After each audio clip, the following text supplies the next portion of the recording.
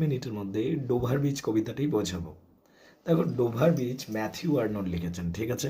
এটা প্রকাশিত হয়েছিল 1867 সালে। গলার হাল খারাপ, কিন্তু সামনে পরীক্ষা বলে বিষয়টিকে 3 মিনিটের মধ্যে বুঝিয়ে দিচ্ছি। এটা ভিক্টোরিয়ান যুগে লেখা একটা কবিতা।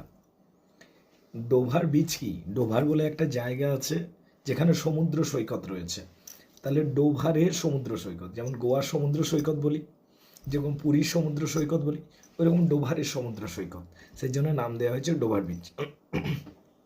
একদিন কবি এবং কবির স্ত্রী সমুদ্র সৈকতে ঘুরতে গেছিলেন।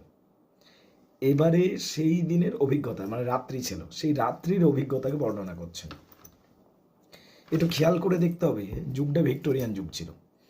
ভিক্টোরিয়ান যুগে প্রচুর সায়েন্টিফিক রেভেলেশন হচ্ছিল, বিজ্ঞানের প্রচুর আবিষ্কার হচ্ছিল।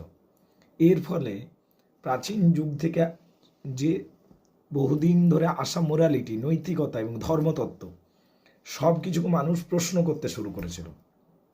এটাকে ম্যাথিউ আর্নল্ড ভালো চোখে দেখেননি।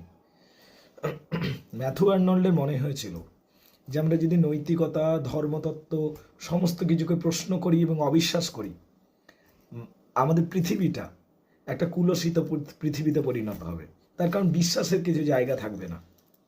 তাই তিনি ডোভার বিচ কবিতাটা লিখছেন। এখানে প্রথমে দেখতে পাবো যে কবি এবং তার স্ত্রী একটা ডোভারের সমুদ্র সৈকতে রয়েছে।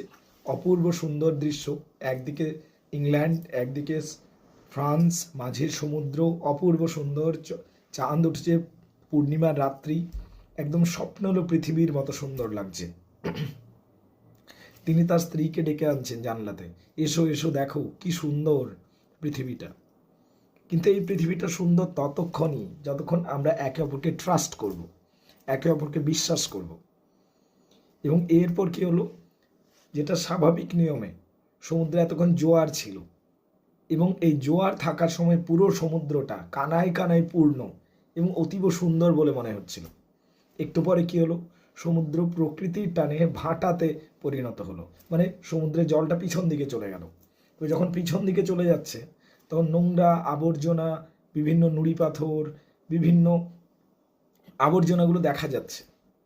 এই বিষয়টাকে ম্যাথিউ আর্নল্ড বলছেন যে বিশ্বাসের পৃথিবী এতটাই সুন্দর ছিল, কিন্তু বিশ্বাস যদি না থাকে, বিশ্বাসটা সরে যায়, তাহলে এই পৃথিবী কেমন হবে?